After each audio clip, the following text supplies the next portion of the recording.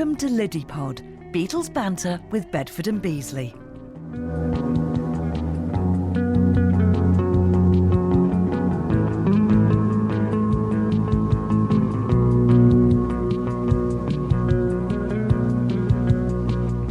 So Dave, here we are for Liddypod 6. Can't believe we're on 6. I know that 6 and people are still enjoying it. This is great. Apparently they are. We've come away from our usual location. Well, not our usual location, but we started the last Liddypod 5, in our breakfast haunt, didn't we? We did, and I'd have to say, please bear with us. We have not had our full English breakfast this morning, so we apologise now. Yeah, we feel a little bit grumpy. That's probably why.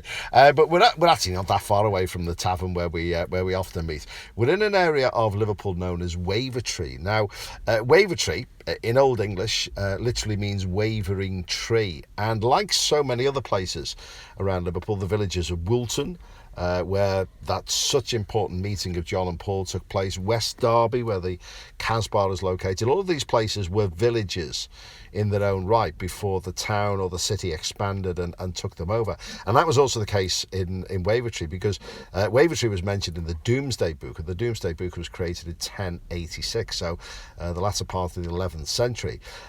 So it was mentioned in there, and it really only became part of Liverpool in 1895, when the growing city was moving outwards and it was taken into the city boundary. But it's actually a really, really interesting place, and there's so many little features to Wavertree which often go unmissed because people are either just heading into or out of the city centre, or as you will find out why in a few moments, visiting a Beatles location here. And some of the places to mention, there's a lock-up here, isn't there, Dave? I love the lock-up. This is one of my favourite buildings in the whole of Liverpool. Yeah, the lock-up was created in 1794, and as the name suggests, it was for locking people up. I suppose a sort of modern-day drunk tank, really, where if somebody was found drunk overnight, the constable would put them in the lock-up and leave them there until the next morning when they sobered up. The place also has, and this is literally just around the corner from where we are at the moment, the place that was originally the smallest house in England. And in fact, the Magical Mystery Tour bus stops right by this building to let the passengers off. There's also a clock here, the Picton clock, which was paid for by Sir James Picton. He was one of the notables of the area. He was an architect, a historian, a politician. That went up in 1884. And also the Blue Coat School, a very well-known school in Liverpool, founded originally in the city centre, but located in Wavertree since the early part of the 20th century. And of course, there are Beatles connections with the Blue Coat School. Oh, tell us, Dave. Yeah, first of all, that is where Alf Lennon and his sister ended up in boarding school. When Alf's father died, his mum couldn't afford to bring up all the children, so Alf and his sister were sent to the boarding school, and that boarding school was the Blue Coat, which is just up the road from Penny Lane. And where did they take all the lads to get their haircut? A little barbershop called Bioletti's, which might well pop up in the song of Penny Lane. So Alf Lennon was literally just down the road from here. The other connection is Nigel Wally. Nigel, John's childhood friend, who became the manager of the Quarrymen, got them into the cavern, got them all their early bookings as well. So lots of links with everywhere. Yeah, lots of links indeed, and a really interesting little suburb of Liverpool. And if you do come on a visit to Liverpool and you do some of the Beatles sites, you will undoubtedly come here, because just explain why, Dave. Of course, Wavertree is where there's a little road called Arnold Grove, and at number 12 Arnold Grove is where George Harrison was born. Ah, right, okay, so that's why we are literally just around the corner from Arnold Grove and number 12. So tell us about George's life here in Wavertree, Dave. Well, George's family home, 12 Arnold Grove, was your typical working class house, a bit like Ringo's that we talked about in the earlier Liddypod. So it was your typical Victorian 2 up, 2 down. So 2 bedrooms upstairs, 2 rooms downstairs, so living room at the front, kitchen dining room at the back. No bathroom in the house, no toilet in the house, toilets in the little brick building at the bottom of the yard.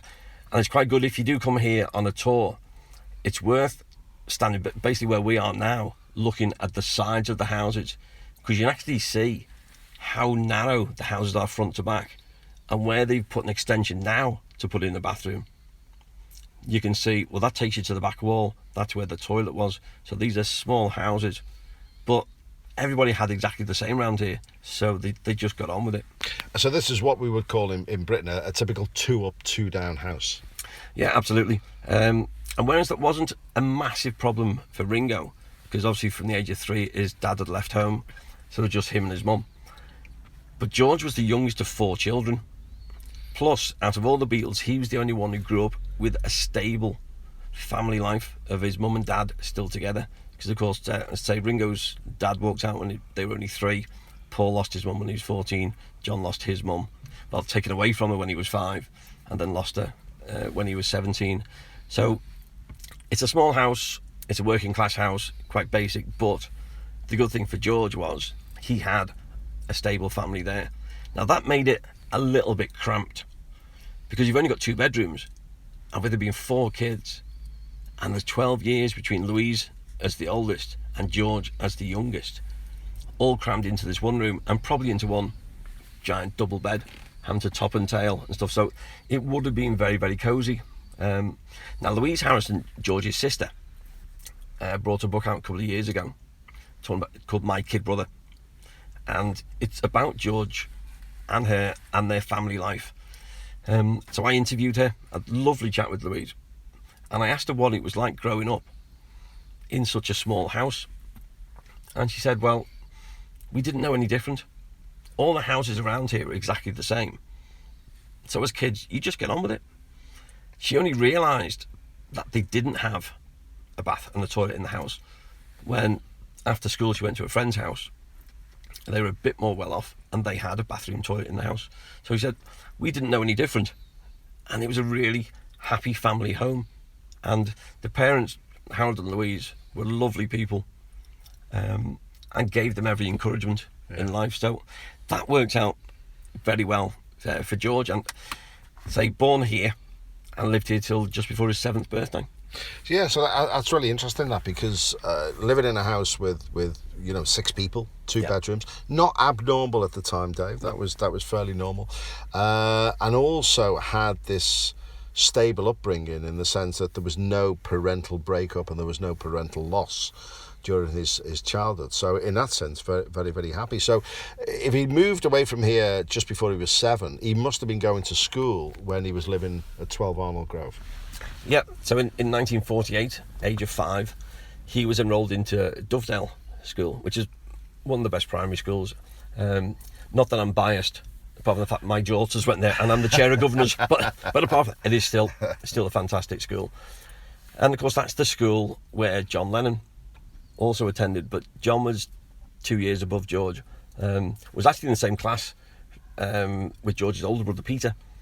So Peter and George would walk to the school. They go down Church Road, they go through the Penny Lane roundabout, you go down Penny Lane to the school, and then walk back again.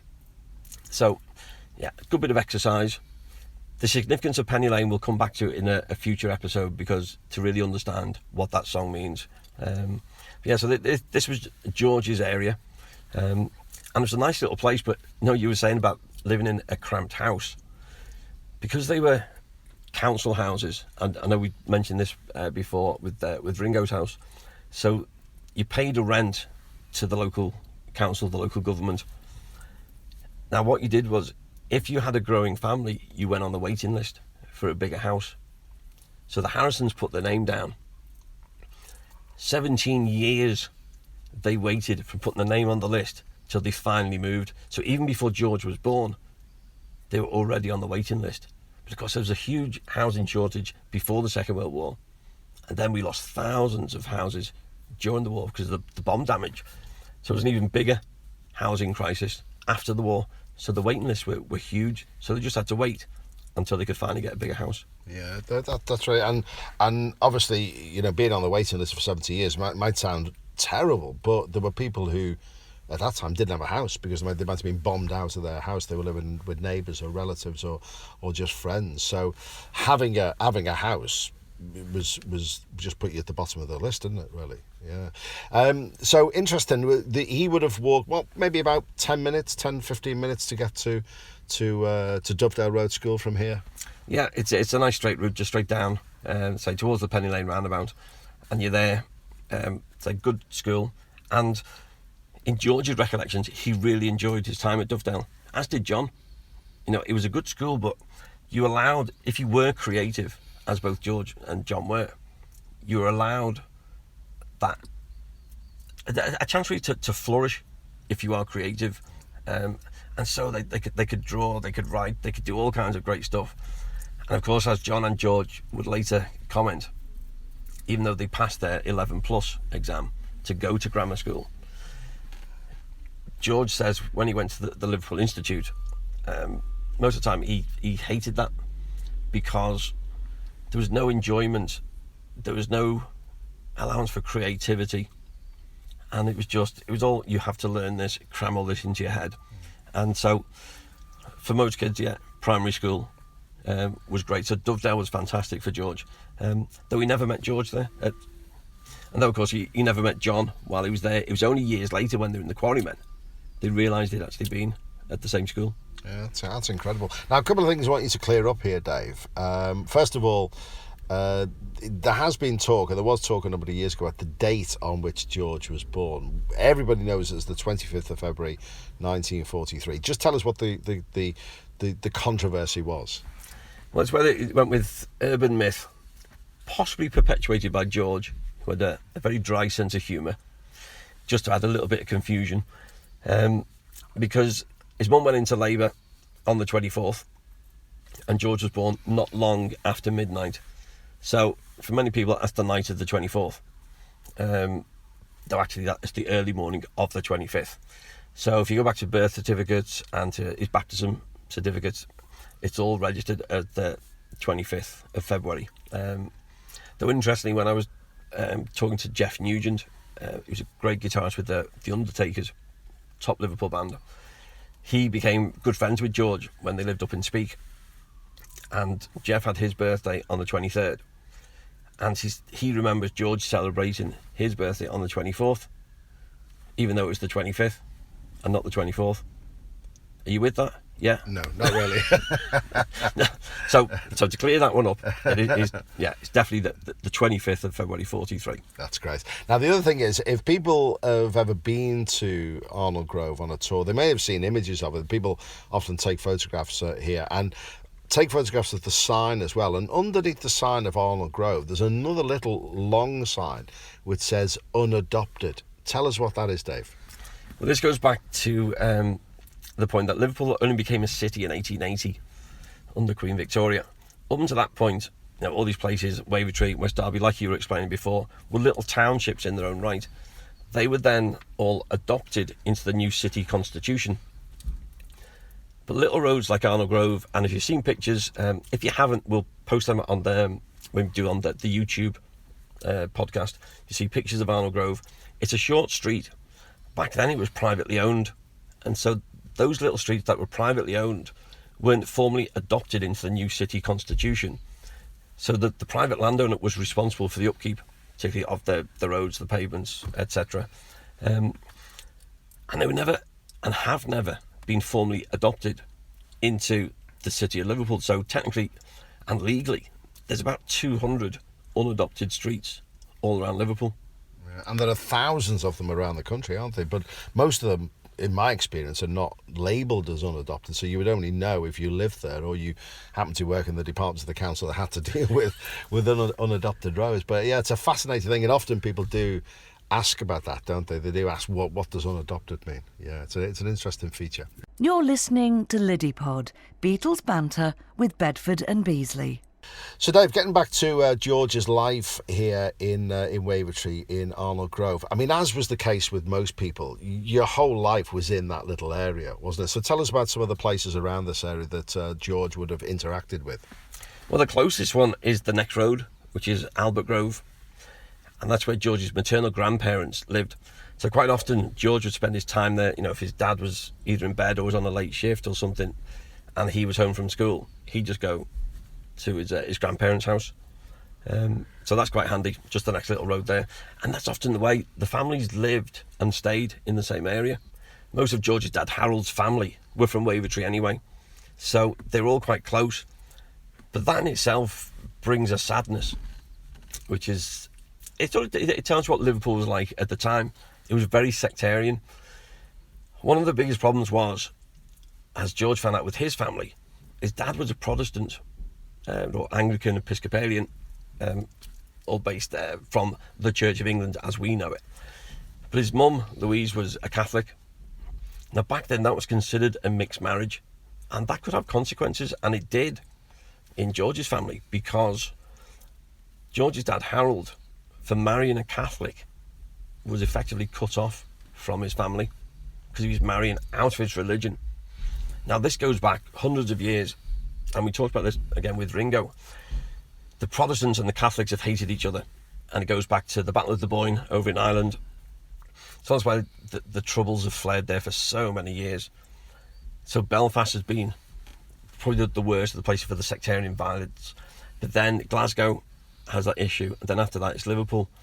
And there was, particularly back then, was a real hatred between Protestants and Catholics. And so this was seen as Harold moving out of his religion to marry.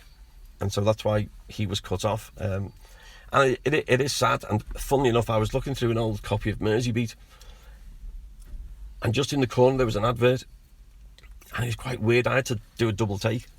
So it said, are you considering marrying a Catholic? If you're considering a mixed marriage, there are all kinds of consequences. For a consultation, please ring Father, whatever his name was, and so you go and talk to the parish priest, so you wouldn't be marrying outside the Catholic religion. That's. I mean, in the modern day, that seems strange, but back in the day, that was just run of the mill, really, especially in cities like Liverpool and Glasgow and places like that. Interesting that you should bring religion into it, Dave. Just tell us about the church that was local to George. Yeah, literally just down the road, a couple of 100 yards down there. On the right is Our Lady of Good Help. And if you think we're just doing this from anywhere, we are now going to prove that we are literally here in Wavertree, because Storm Gareth has hit. It is absolutely blowing a gale at the moment. So we're sitting in a car, getting away from the gale, because it just would be too windy. Can you hear the wind? Can you hear the wind there? Yeah. So let's put the windows back up and get back to some sort of warmth away from this gale. Yeah. If we can't have a breakfast, at least we can stay warm and dry. So yeah, it's just down the road, and if we actually look out now, here comes the sun. Yeah, you're right, actually. We've been sitting here, it's been really overcast, and all of a sudden, as we talk about George, here comes the sun. It's brightening up. A bit of blue suburban sky there as well, Dave. But anyway, yeah, tell us more about the church. Yeah, the little church just down the road here is Our Lady of Good Help, and this is where George was baptised. It's a Catholic church. And of course, back then, everything was in Latin. So if you look at the baptism certificate, he's actually down as Georgius Harrison. So he never mentioned that for some reason. Can't think why. One of the Fab Four, here's Georgius Harrison. So he was born into and raised really as a Catholic in this mixed marriage. So that was quite awkward. That manifests itself when he started at Dovedale School. So I say it's literally 10-15 minute walk down the road. The law had recently changed to say that you could opt out your child from the daily religious assembly.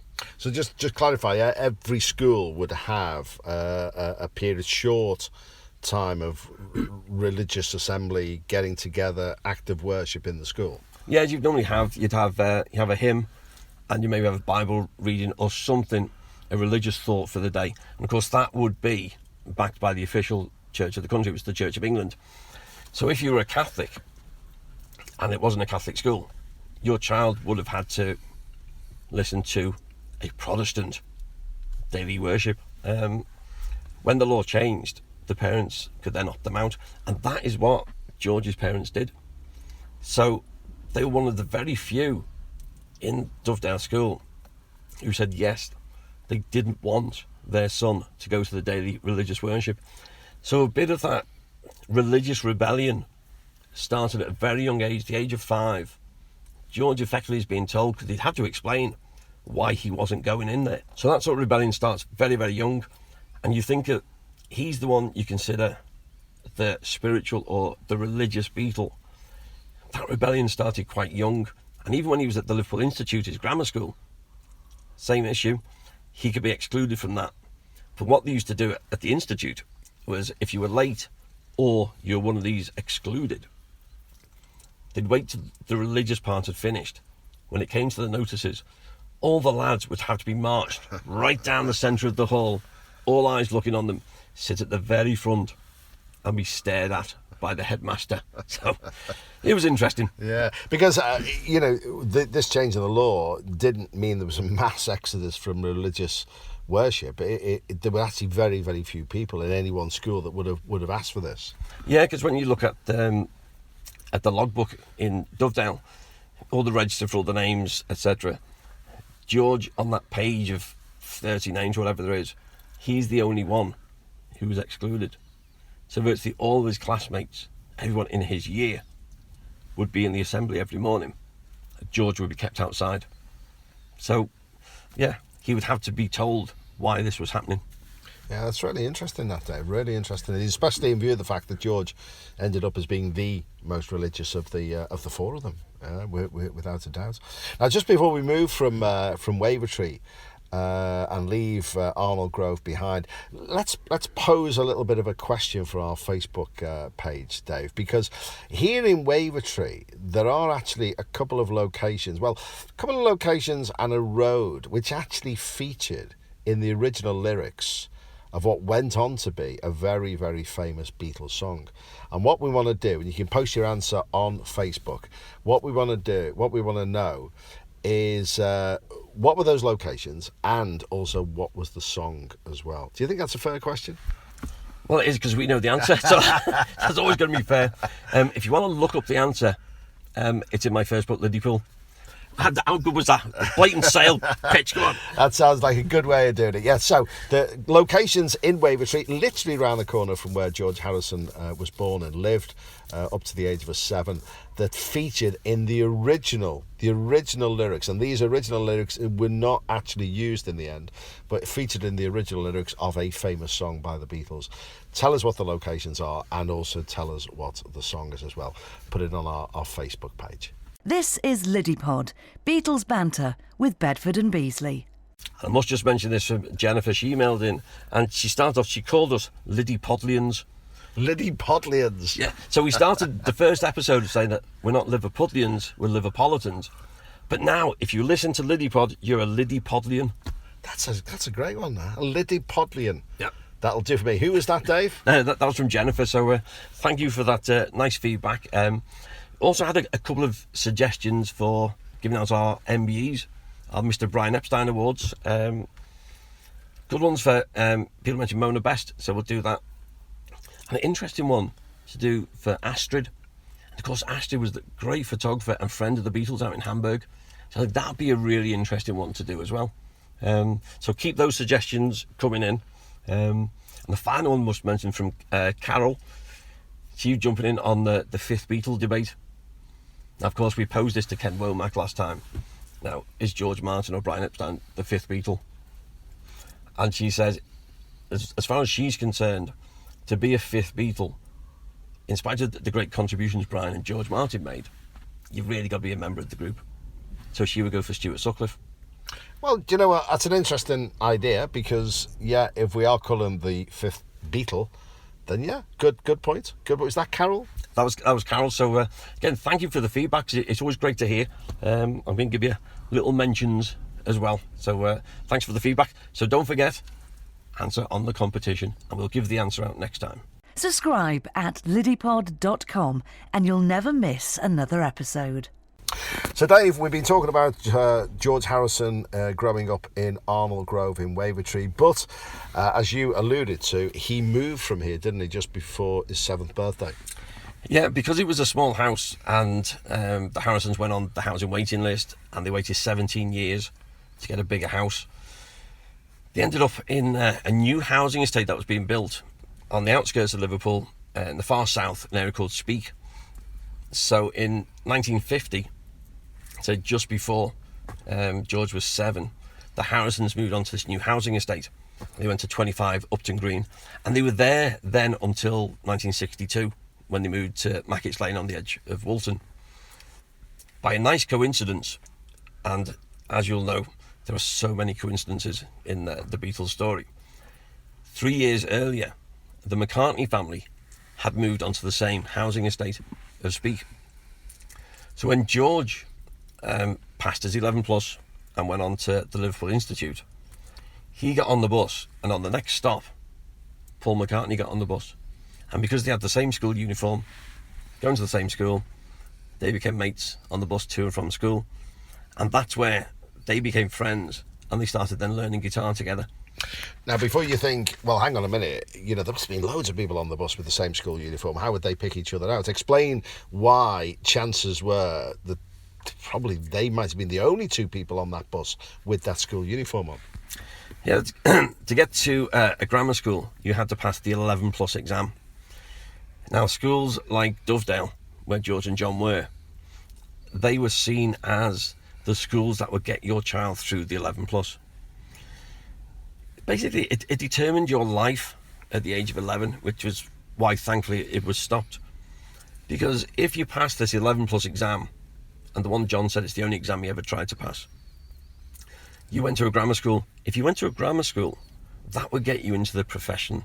So you could be, you know, you could be in law, you could be in teaching, you could be in medicine, etc. If you failed it, or like in Ringo's case, weren't put in for it, you went to a secondary modern. And that's a completely different type of school, because in that school you were prepared for manual labour. So they were really, the grammar schools were trying to take the elite. Now, from the whole of Liverpool, there was only a handful of grammar schools, so not many people passed the exam and can actually get to go to a grammar school. So there wouldn't have been that many kids on the bus with the Liverpool Institute uniform on. So that's how they recognised the uniform, thought, kindred spirit, and that's how they became mates. That's interesting. That so they met on this regular bus journey. Take it from there, if you would, Dave. So of course, first thing that comes up from George, by this time he'd become completely obsessed with the guitars. Education didn't matter one thing to him. He didn't like the Institute, didn't enjoy it at all. He loved Dovedale, place to be creative. He got bored at the Institute. A lot of his school books, apparently, they were just drawings of different guitars. He would just doodle guitars all the time. And as soon as he got a guitar, and again, full credit to Harold and Louise, his parents, they paid £3, which for a working class family with not a massive income, it was a lot of money to find. But they wanted to give their best to their son. So George would then take his guitar into school, and Paul would then do the same. And they'd be learning guitar in each other's houses, learning to get better, to play together. But then they would play together in the school as well. So they became really good friends. So when, at the end of 1957, Paul's joined the Quarrymen, and they realised they need a lead guitarist, Paul suggests his mate George Harrison to come and join. Okay, but his entry into the band wasn't instant, was it, Dave? It wasn't. The same problem where George had tried to join the group that became Rory Storm and the Hurricanes. He was dating Iris Caldwell. Her brother Alan Caldwell became Rory Storm. And so when he was dating Iris, he asked to join Alan's group, and he said, no, you're too young. And this was the same problem that John had, because John was born 1940. So he was October 40. He's 2.5 years before George was there. When you're a teenager, that's a huge gap. John didn't want this little kid just hanging around with him, so he kept saying no. So the question is, when did George Harrison join the Quarrymen? Now, there's an interesting one. I think I know what most people will say, but as is always the case with David Bedford, Beatles detective, as I've called you, you'll probably have another answer for us. Yes, you're right. Would you like to know the answer? I certainly would like to know the answer, Mr. Detective. So this came when I was working on my second book, the Fab 104, and I was looking at all the musicians from the first lineup of the Quarrymen right through to the end of 1962, by which time Ringo was in. So I've got 104 people, all the musicians and the people who contributed to making them a group. Now, the date we'd always been given was 6th of February 1958. because he was outside Wilson Hall, or Colin Hanton, the Quarrymen drummer, he always recalled the date as the date when the Morgue opened. Now that was the club out in Old Swan that Rory Storm opened.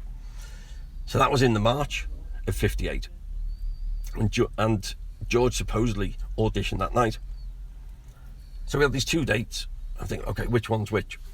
And I was talking with Rod Davis, banjo player with the Quarrymen and their resident historian. And he and I have picked apart Quarrymen history a number of times. And we got talking because we know that when George Harrison joined, that meant Eric Griffiths was kicked out of the group. So that's where the starting point. Now, of course, as we know all the way through, the Quarrymen stroke Beatles were never very good at sacking people and getting rid of them. Yes, that's another debate, as we know. So George had auditioned, now we know this, top deck of a bus outside Wilson Hall in Garston. By George joining him, Eric was kicked out. Eric got so fed up he put his guitar away and he went off and he joined the Merchant Navy. Now, when we went digging back, we found the dates when Eric joined the Merchant Navy. So me being me, I tracked down his Merchant Navy records to find when he joined his first ship. He joined it on the 13th of February 1958. He cannot have quit on the 6th of February, if that's when George supposedly joined, and definitely not in March. It had to be earlier. So then you trace it back and you had to do an exam. So he qualified in the middle of January 58, which means he must have joined in the middle of December 1957. In that case, when did the Quarrymen play Wilson Hall at that time? And it's around the 7th of December 1957. So therefore, George's audition and entrance into the group must have happened after the gig on the 7th of December 1957, when on the top deck of the bus, he gets his guitar out and he plays Raunchy. And John says, "That's brilliant, you've got to join the group." So that's the evidence. That's what the evidence tells us. It had to have been early December 1957 that George joined the Quarrymen, which means when you look at the whole history of the Quarrymen, Paul and John meet 6th of July 57. 5 months later, virtually all the Quarrymen who were there that day Paul first saw them are out of the group, and John, Paul and George are together. End of 1957. There's your core of your Beatles together. That's fascinating, because that brings forward by a good 2 months the date at which George joined the band, and actually puts the meetings of the three of them, John, Paul and George, all within a short space of time in the middle to latter part of 1957, rather than stretching over to 1958. Yep, so there you go. And again, you know what I'm like, you have to follow the evidence, and we know from those events that's how it happened. And the only way Eric found out he'd been replaced, he'd heard a rumour they were practising at Paul's, and from what Colin Hanton can remember, it was him who answered the phone and spoke to Eric and said, "Sorry, you're not in the group." And that was it. Eric went off and joined the Merchant Navy. So really interesting. I knew the Beatles detective would get to the bottom of that one. Dave Bedford, Beatles detective indeed. Liddypod, Beatles banter with Bedford and Beesley. So you're listening to Liddypod 6, Beatles banter with Bedford and Beesley, talking today about George Harrison. We've been through the story when he grew up in Wavertree, when he moved to the new housing estate of Speke. He met John in what we now know was not the early part of 1958, but the latter part of 1957. But tell us, Dave, just about his musical contribution to the band. anybody you speak to who was around in the Liverpool groups at the time, or has played with him, or has watched him, will tell you what a great guitarist he was. And you could see the influences of people like Chet Atkins. I think George, yeah, he was the quiet Beatle. He was the funny Beatle, which people don't give him credit for.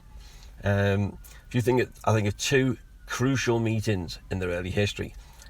The first one, when they're having their first meeting with Brian Epstein, and Paul McCartney's late, and Brian wants to know where he is because Brian loved everyone to be on time. And he comes back in fuming and he says, "I can't believe it. Paul's only just getting out of the bath. He's going to be very late." And George said, "Yes, but very clean." I thought, brilliant. So he broke the ice there. He does the same thing on their first meeting with George Martin in June '62. They're in the control room and they're talking through how everything's gone. And George Martin effectively gives them a 20-minute lecture.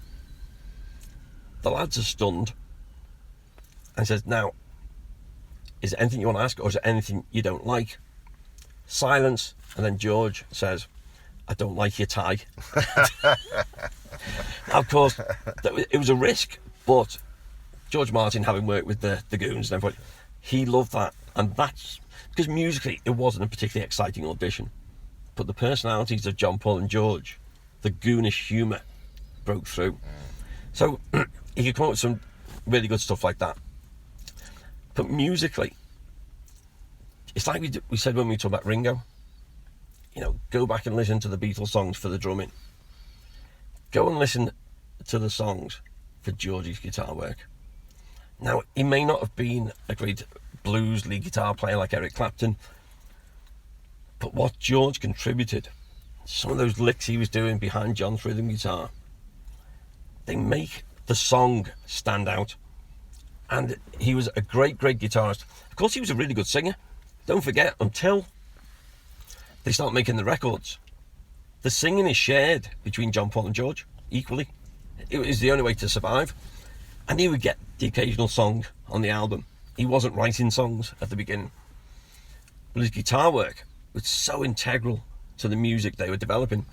But then, of course, he gets encouraged to start writing songs. I think possibly why Abbey Road is my favourite Beatles album, well, it is at this time on this morning, is because George's musical contributions are great, but as a songwriter, they're on a par with John and Paul. And as we know, when the Beatles split up, George brings out a triple album, All Things Must Pass. And you think, yes, he was younger, and Paul's admitted he looked down on him like a little brother. But he was so, so talented. That's what got him in the group. And that's what helped him mature as a musician and as a songwriter. And George Martin has said he maybe should have paid more attention. For when you got Lennon and McCartney, it's difficult to do that. And I think one of my favourite all-time quotes has to be from Frank Sinatra. And he talked about George's song, Something. And he says, "Something is my favourite Lennon and McCartney song." I think, oh, poor George. So I think, Adam, I'm sure, give us some feedback on this, but George was underrated as a guitar player, as a songwriter and a singer, certainly at the beginning. But you cannot take, just as you can't take Paul or John or Ringo out of the Fab Four, can you imagine what the songs would be like without George's guitar work, which I think is absolutely fantastic. Yeah, and I agree with you totally, Dave. Yeah, very interesting. But if anyone wants to share their views on that, they can do on the Facebook page of Liddypod. So today on Liddypod 6, we've been talking about George Harrison and looking at the places where he lived and also his contribution to the Beatles as a musician. But we were talking earlier to Dave about the MBEs, the Mr. Brian Epsteins. We've had a number of them, and please keep sending them in via Facebook. But just tell us before we finish Liddypod 6, Dave, which of the MBEs we're going to be looking at next time. We're going to give it to someone who's underrated by a lot of people, unknown by many Beatles fans, and that's Mona Best, and what she did, not just because she was Pete Best's mum, but she opened the Casbah Coffee Club, which is an incredible place. So Mona Best, MBE, brackets Liddypod. That sounds good. And next Liddypod, we will also be looking at the contribution of the Casbah and things like that. You're going to be having a chat with Rogue Best, aren't you? And we'll be covering that particular aspect and awarding the MBE to Mona as well. Yeah, so we'll be looking at, obviously, the Casbah is an incredible place, birthplace of the Beatles. And also talking about Rogue, about the new museum that he's opened with Pete's help. the Natural History Museum down on Matthew Street. Some great things there. So yeah, we'll do a nice chat with Rogue. He can talk about his mum and what an incredible lady she was, talk about the Casbah and the Natural History Museum as well. So from Dave Bedford and me, Paul Beasley, that's it for Liddypod 6. Thanks for listening. Bye-bye. You've been listening to Liddypod, Beatles banter with Bedford and Beasley.